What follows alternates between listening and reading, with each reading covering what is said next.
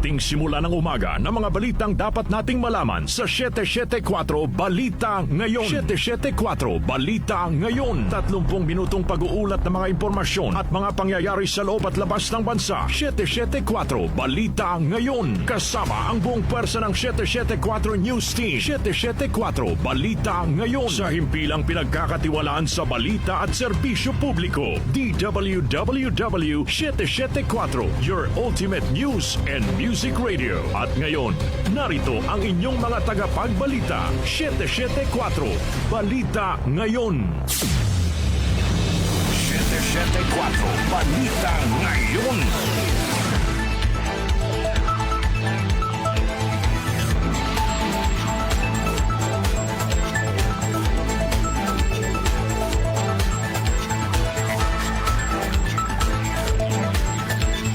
Magandang umaga, Luzon, Visayas at Mindanao. Ngayon po ay araw ng Lunes, March 20, 2026. Narito na ang 774 Balita Ngayon.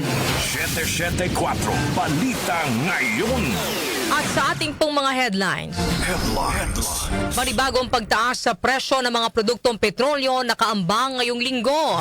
Presyo ng diesel posibleng sumirit pa sa 146 pesos kada litro. DTI tiniyak na walang magiging pagtaas sa presyo ng mga paunahing bilihin hanggang sa April 16.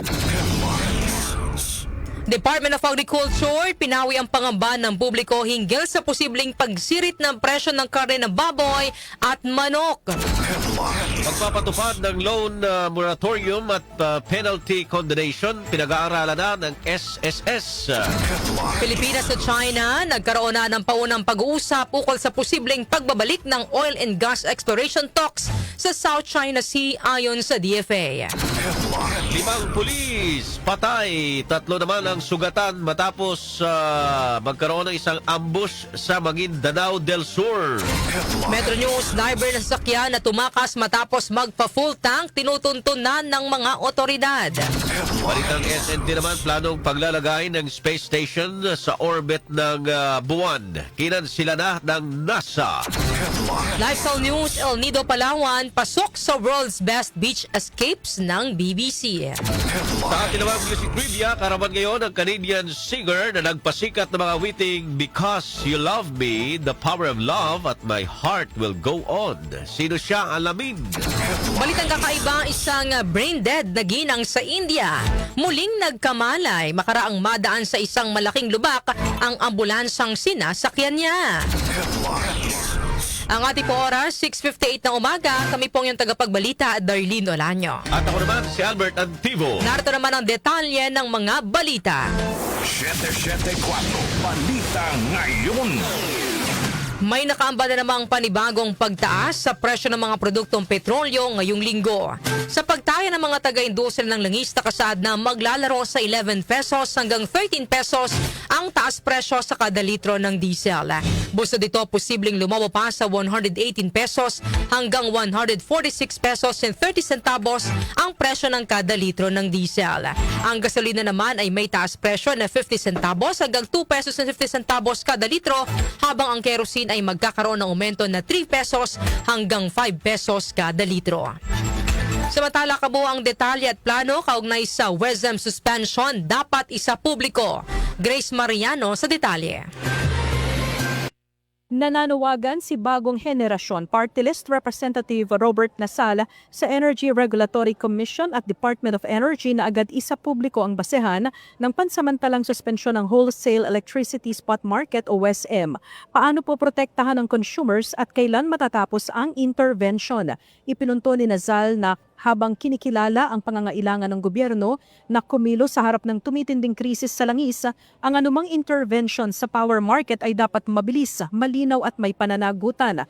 Binigyang din ni Nasal na kapag kuryente ang usapan ay hindi pwedeng mangapa ang consumers, generators at investors, kaya dapat ipaalam sa mamamayan ang lahat ng tungkol dito. Ayon kay Nazal, dapat masagot ang mga simpleng tanong ng taong bayan tulad ng tataas ba o bababa ang singil sa kuryente, magiging stable ba ang supply at may malinaw bang plano ang gobyerno.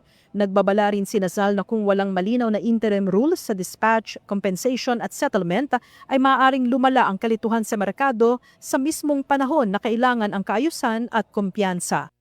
Ito si Grace Mariano para sa DWW 774, your ultimate music radio. Maraming salamat, Grace Mariano. 774 Balita Ngayon. Samantala po naman tiniyak ng Department of Trade and Industry o DTI na walang magiging patas o pagtaas sa presyo ng mga pangunahing bilihin hanggang sa April 16. Sa pahayag ng kagawaran sa pagpasok ng Abril ay mananatiling stable ang presyo ng basic necessities at prime commodities matapos ang pakikipagpulong nito sa mga pangunahing manufacturer at retailer sa bansa. Ang mga kumpanya ay nagkasundo ng pansamantalang hindi magtataas ng presyo at sasagutin muna ang epekto ng pagtaas sa logistics at inventaryo. Sa gitna ng tensyon sa gitnang silangan, minomonitor ng DTI ang mga produktong itinuturing na mahalagang bilihin gaya ng sardinas, kape, gatas at instant noodles, sabon at maging tinapay. Sinabi pa ng kagawaran na paigtingin nila ang nationwide monitoring upang matiyak na nasusunod ang suggested retail price o SRP sa mga pamilihan. Una nang sinabi ng Philippine Amalgamated Supermarkets Association Incorporated na ilang manufacturer na ang nagpahayag na magtataas ng presyo ng mga produkto simula sa April 1. 774 Balita Ngayon.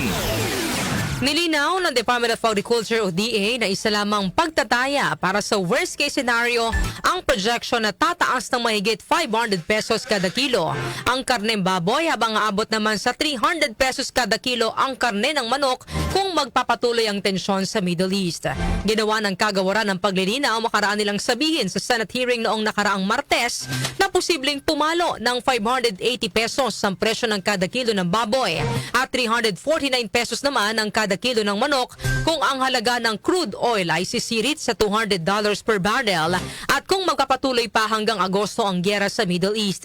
Ayon kay DA Assistant Secretary Arnel de Mesa, ito ang kanilang worst case scenario projection sakaling hindi makikialam ang gobyerno.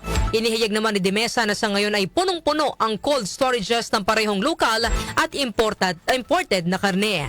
Samantala sinabi ni de Mesa na target ng DA na simula na ang pamahagi ng tulong pinansyal sa mga magsasaka at mangingisda sa April 6 dahil inaasahan na ahensya na ilalabas sa Department of Budget and Management o DBM sa April 2 ang 10 billion pesos na Presidential Assistance to Farmers and Fisherfolk o PAFF program.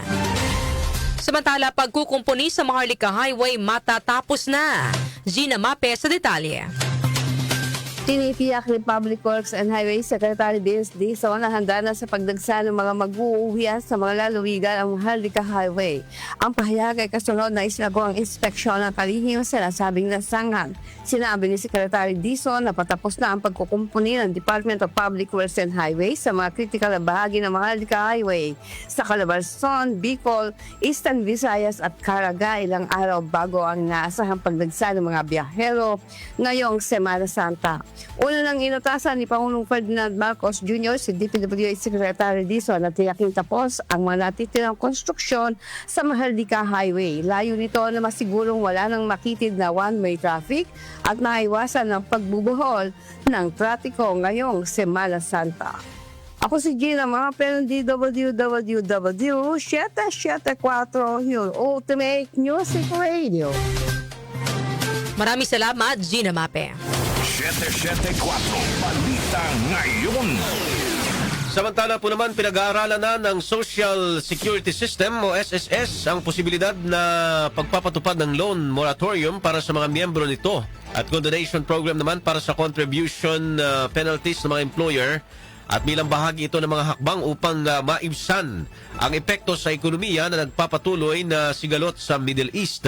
Sa isang pahayag, sinabi ni SSS President and Chief Executive Officer Robert Joseph Declaro na layo ng mga hakbang na ito na mabigyan ng agarang ginhawa ang mga miyembro ng SSS at mga employer na dumaranas ng problemang pinansyal at upang matiyak na patuloy silang makakakuha ng mahalagang benepisyo nang hindi na daragdagan ang kanilang pasanid. Pinag-aaralan na rin ng SSS ang iba pang mga opsyon gaya ng pagpapalawig ng deadline sa pagbabayad ng kontribusyon para sa mga employer at mga individual paying member. Inihag pa ng ahensya na aktibo ring isinusulong ng SSS ang paggamit ng makabagong teknolohiya upang mapadali ang mga proseso at compliance at masiguro ang agarang paghahatid ng mga serbisyo at tulong. Samantala, Malacanang, iginiit ang pagpapatuloy ng flood control probe at reforma. Chanel Salazar sa detalye. Ipinaliwanag ng Malacanang ang pahayag ni Pangulong Ferdinand Marcos Jr. tungkol sa kanyang pangamba na maaaring mabura ang mga nagawa ng kanyang administrasyon. Ayon kay Palace Press Officer Claire Castro, hindi ito simpleng pahayag kundi paalala na dapat na ipagpatuloy ang mga nasimulan ng pamahalaan. Isa sa tinukoy ang investigasyon sa umano'y maanomalyang flood control projects na anyay hindi biro at kailangang ituloy. Binigyan din ng Pangulo ang mabilis na pagtugon ng gobyerno sa mga krisis tulad ng tensyon sa Middle East na may epekto sa ekonomiya ng bansa. Ayon sa Malacanang, masasayang ang mga reformang ito kung hindi mapagpapatuloy at may panganib na muling makalusot ang dapat managot at manaig ang mga hindi dapat. Ako si Chanel Salazar ng DWWW 774, your ultimate music radio. Maraming salamat, Chanel Salazar. 774 Balita Ngayon. Kinumpirma ng Department of Foreign Affairs o DFA na nagkaroon na ng paunang pag-uusap ang Pilipinas at China hinggil sa posibleng oil and gas exploration sa South China Sea halos 4 na taon matapos ihinto ang mga naunang pag-uusap noong 2022. Natalakay ang usaping ito sa Bilateral Consultative Mechanism o BCM on the South China Sea na ginanap sa Fujian. Sa statement na nilabas ng DFA, nakasaad na tinalakay din ng Manila at Beijing ang iba pang practical na hakbang upang mapalakas ang tiwala sa maritime domain, kabilang ang Coast Guard to Coast Guard communication at kooperasyon sa ocean meteorology. Ayon sa DFA, nagkaroon ng ang dalawang panig ng diretsyo at masusing palitan ng pananaw hinggil sa sitwasyon sa South China Sea, kung saan maariing iginiit ng Pilipinas ang posisyon nito sa pinag-aagawang teritoryo at inilahad ng mga alalahanin sa mga aksyon ng China na umano'y nakakagambala sa mga lehitimong aktibidad at nagdudulot ng panganib sa karagatan. Inihayag din ng kagawaran na natalakay din ng dalawang panig ang pangangailangan na ma-stabilize ang access sa enerhiya at pataba, gayon din ang potensyal na kooperasyon sa green and renewable energy, kalakalan at agrikultura sa gitna ng nagpapatuloy na krisis sa Middle East at iba pang global developments. Samantala, 4 katao kabilang isang Russian nasa kote ng CIDG dahil sa illegal recruitment. Angel Garcia sa balita. Arestado ang 4 na illegal recruiter kabilang na isang Russian national sa ikinasang operasyon ng CIDG at Department of Migrant Workers sa isang condo unit sa Pasay City. Kinilala ang mga suspect sa alias sa Celia, Alexei, isang Russian, Jess at Eddie na huli sa aktong tumatanggap ng processing fee na nagkakahalaga ng 52,500 mula sa isang babaeng complainant kapalit ng pangakong trabaho bilang factory worker sa New Zealand. Gayunpaman, kinumpirma ng DMW na walang lisensya ang mga suspect na mag-recruit para sa overseas employment kaya itinuturing na iligal ang kanilang operasyon. Bukod dito, nakasamsam din ang mga operatiba ng 2 hindi lisensyadong baril sa 2 suspect na umaakto bilang bodyguard pero wala ding pahintulot mula sa Supervisory Office for Security and Investigation Agency o SOSHA ng PNP. Ang mga suspect ay hawak na ng otoridad at naharap sa patong-patong na reklamo. Angel Garcia ng DWWW 774, your ultimate music radio. Maraming salamat, Angel Garcia. 774 Balita Ngayon. Sa pagpapatuloy ng ating balitaan, patay naman ang 5 pulis habang 3 ang sugatan sa ambush sa Sharif Agwak, Maguindanao del Sur. Ayon kay Police Regional Office Bangsamoro Autonomous Region Spokesperson Police Captain Steffi Salanggit, naganap ang insidente pasado alas 9 ng Sabado ng gabi sa barangay Mother Poblacion. Sa statement na inilabas ng Philippine National Police o PNP, nakasaad na pabalik sa kanilang detachment ang mga pulis mula sa isinagawang pagpapatrolya nang tambangan sila ng hindi patukoy ng mga armadong sospek. Mari namang kinundina ng PNP ang insidente at inilarawan ang pananambang bilang walang saysay at karuwagan na pag-atake laban sa law enforcement. Inihag ni PNP Chief General Jose Melencio Nagtates Jr. na nagsasagawa na sila ng intensified hot pursuit operation katuwang ang Armed Forces of the Philippines o AFP upang maaresto ang mga responsable sa krimen. Nagpahayag din ng pagkundina ang Bangsamoro government sa naganap na pananambang at inatasan na nito ang mga kinaukulang ministries na makipagtulungan sa mga otoridad sa pagsasagawa ng investigasyon sa insidente. Higit kalahating milyong halaga ng iligal na sigarilyo nasabat sa Quiapo at Nueva Ecija. Chris Sansano sa karagdagang impormasyon. Imasres ngayon ang tatlong lalaki makaraan na sila ay masabat ng kapulisan sa barangay Kulumbitin, Quiapo, Nueva Ecija nito lang Sabado ng umaga. Sa ulat na nakarating sa tanggapan ni Nueva Ecija Police Provincial Director Colonel Richie Clarabal, tinatayang nasa higit kumulang sa 30 malalaking kahon na naglalaman ng moderno na sigarilyo at nagkakalaga ng 690,000 pesos ang nangkumpiska ng kanyang mga tauhan. Sa naging panayam kay Police Captain JJ Mendoza, Deputy Chief of Police sa nabanggit na bayan, napansin ng mga pulis na nagsasagawa ng patrolling na nakahinto ang isang kulay itim na Starex van sa gilid ng kalsada at nang kanilang lapitan ay dito na nga tumambad ang laman sa loob ng van ng mga kahon-kahon na mga illegal na sigarilyo. Nasa kustodiya na ngayon ang narestong driver at dalawang pahinante ng Starex van at sila ay naharap ng kasong violation of Republic Act 9211 o Anti-Tobacco Regulation Act at violation of RA 8293 or Intellectual Property Code of the Philippines at violation of the National Internal Revenue Code or illegal possession and transport of untaxed cigarette. Ito si Chris Sansano para sa DWWW 74, your ultimate music radio. Maraming salamat, Chris Sansano. 774 Balita Ngayon. Ang ating po oras, 7:12 na umaga. Kami pa rin po ang inyong tagapagbalita, Darlene Olanyo. At ako naman si Albert Antivo. 774 Balita Ngayon. Metro News. Metro News. Tinutuntun na ng mga otoridad ang kinaroroonan ng driver ng puting multipurpose vehicle na tumakas at hindi nagbayad makaraang magpa-full tank sa isang gasolinahan sa Quezon City. Ayon sa mga otoridad, huminto sa isang gasolinahan sa EDSA ang sasakyan para magpa-full tank ng diesel noong March 22. Gayunman, matapos makargahan ng diesel ang kanyang sasakyan at maisa ang gas tank, bigla itong humarurot ng hindi binabayaran ang bill nito na abot sa 5,196 pesos. Ayon kay QCPD Director Police Brigadier General Randy Silvio, nagsagawa ng backtracking operation sa mga investigador at nagawa nilang matrace sa sasakyan gamit ang mga CCTV footage.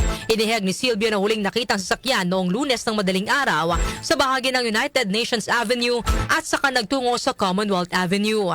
Tiniyak naman ng mga otoridad na nakipag-ugnayan sila sa LTO, MMDA, NLEX at SLEX upang matunton ang kinaroroonan ng suspect.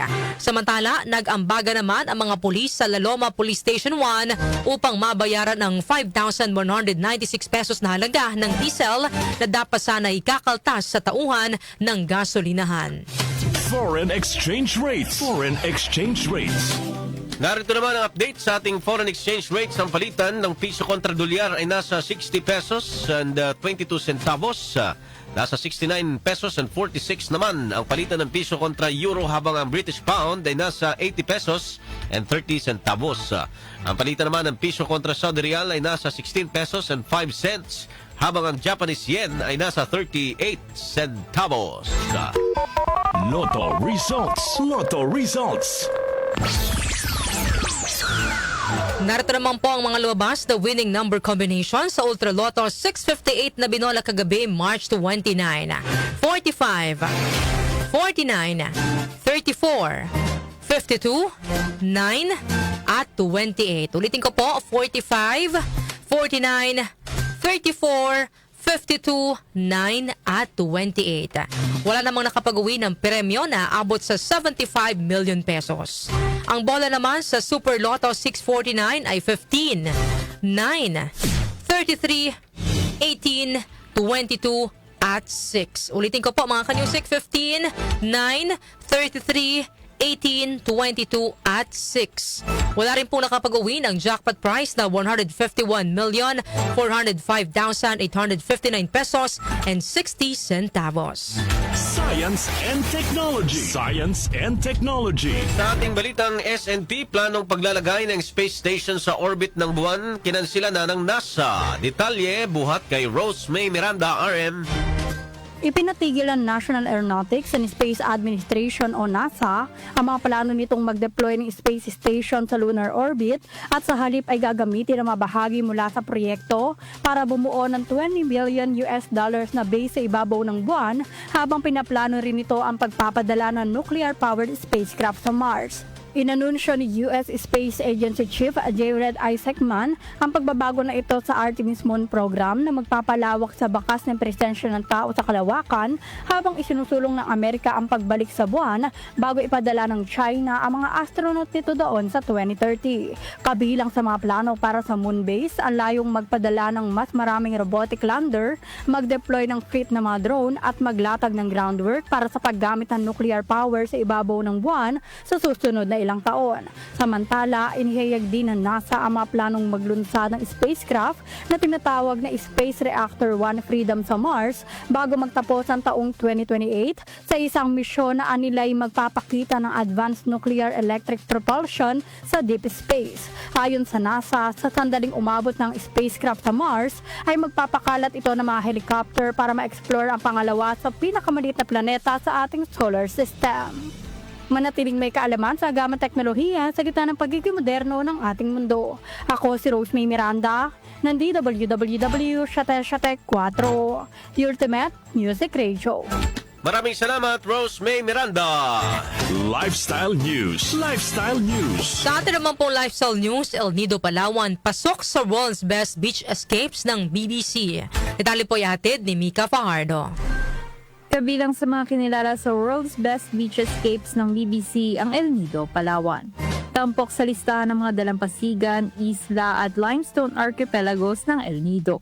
Ayon pa sa listahan, maaari rin tuklasin ng mga bisita ang mga liblib na Cove at Lagoon sa pamamagitan ng mga island hopping tour gamit ng mga speedboat, katamaran o ang tradisyonal na bangkang Pilipino at iba pang mga aktibidad tulad ng paglangoy, kayaking at snorkeling. Ang iba pang mga dalampasigan na kabilang sa artikulo ay ang Bay of Fires, Tasmania, Brighton Beach, New York, Akmelvik Beach, Scotland, Grand Case Beach, St. Martin, La Baia di Eranto, Sorrentine Peninsula, Italy, Icacos, Puerto Rico at Andaman Island sa India. Pinipili ang mga dalampasigan na pasok sa listahan ng mga editor mula sa BBC na naglakbay sa buong mundo upang magbahagi ng mga hindi nila malilimutang karanasan sa pagbisita sa mga beach na ito. Matatagpuan sa hilagang dulo ng Palawan ng El Nido ay kilala sa mga limestone karst cliff, turquoise lagoon at mga puting buhangin ng dalampasigan nito. Matatandaan po mga lawa ang Entalula Beach ng El Nido sa listahan ng World's 50 Best Beaches list for 2025 na 2 antas na mas mataas mula sa ika-4 na pwesto nito noong 2024. Ako po si Mika Fajardo ng DWWW Shate 4, Your Ultimate Music Radio. Maraming salamat, Mika Fajardo. Music Trivia. Music Trivia. Sa atin namang music trivia, karawan ngayon ng Canadian singer na nagpasikat ng mga witing Because You Love Me, The Power of Love. Alam na alam to ni Darlene. At My Heart Will Go On. Trending to dati sa Pinas. Hanggang ngayon naman, may mga sumusubok pa rin sa video. Oo, hindi nawawala sa video okay yan. Sino siya? Alamin natin sa music trivia ni Kenny Gacosta. Kenny. Blessed Monday morning, narito na ang hatid ko sa inyong music trivia. Ngayong petsa na ito ang ika-58 kaarawan ng Canadian singer na si Celine Maria Claudette Dion o simpleng si Celine Dion. Si Celine ay sinilang noong March 30 taong 1968 sa Charlemagne, Quebec, Canada. Bata pa lamang ay napamahal na siya sa musika dahil ito ang naging sandigan niya tuwing umuuwi umano ng bahay mula sa kanilang eskwelahan at makaranas ng pambubuli. Mula pagkabata ay pinangarap na ni Celine ang maging isang singer. Kung saan noong kabataan niya sa Quebec, naging miyembro siya ng grupong Girl Guides of Canada. Sa edad na 12 ay nagsusulat na ng mga awitin si Celine at sa tulong ng kanyang ina at kapatid na si Jack, ay naisulat at nirecord niya ang kantang It Was Only a Dream o Nothing But a Dream. Ang awitin ay ipinadala naman ng kanyang ama sa music manager na si Rene Angelil at nang madinig nito ang boses ni Celine ay agad siyang nagdesisyon na gagawin ang lahat upang makilala ang batang mga awit sa mundo ng music industry. Noong 1981, nirelease ang kauna-unahang single ni Celine na La Voix du Bon Dieu na nag-number 1 sa mga music chart at dito na siya nagsimulang makilala at makatanggap ng iba't ibang awards gaya ng 5 Grammys. Nang lumaon ay tinagurian siyang Queen of the Power Ballads. Higit 250 million ang naging sales ng kanyang mga album sa buong mundo. Maraming awitin na ang pinasikat ni Celine Dion gaya ng The Power of Love, Because You Love Me, All By Myself, It's All Coming Back to Me Now at ang awiting My Heart Will Go On na theme song ng 1997 film ni Direk James Cameron na Titanic na pinagbidahan ni Kate Winslet at Leonardo DiCaprio at nag-top sa mga music chart ang awitin sa higit 25 bansa at kinilala bilang best-selling single of 1998. At yan, hatid ko sa inyong music trivia. Ako po si Kenny Gacosta ng DWWW 774, your ultimate music radio. Magaling to si Celine Dion. Pag kumakanta, may panggulat factor eh. Correct. Abi! Yan pala yung sinasabi ko na To Love You More To yun. Love You yung More, nag-trending. yung, Pero ito rin naman, My Heart Will Go On, sumikat to dahil sa Titanic din. Yun na, kantahin mo yan, darling, ha? Sa video, okay. Dahil sa grandparents. Grandparents hangout natin. Anyway, sige, alamin muna natin yung hatid na balitang kakaiba ni Doc Justin. Balitang Kakaiba. At sa ating balitang kakaiba, isang brain dead na ginang sa India. Muling nagkamalay makaraang madaan sa isang malaking lubak ang ambulansyang sinasakyan niya. Alamin po natin ang detalye ng balitang kakaiba ay hatid po sa atin ni Doc Justin. Good morning! Good morning sa inyo, Darlene at Albert. Baka may ka rin, ha? Parang May tama ka rin. ngongo din si Doc Justin.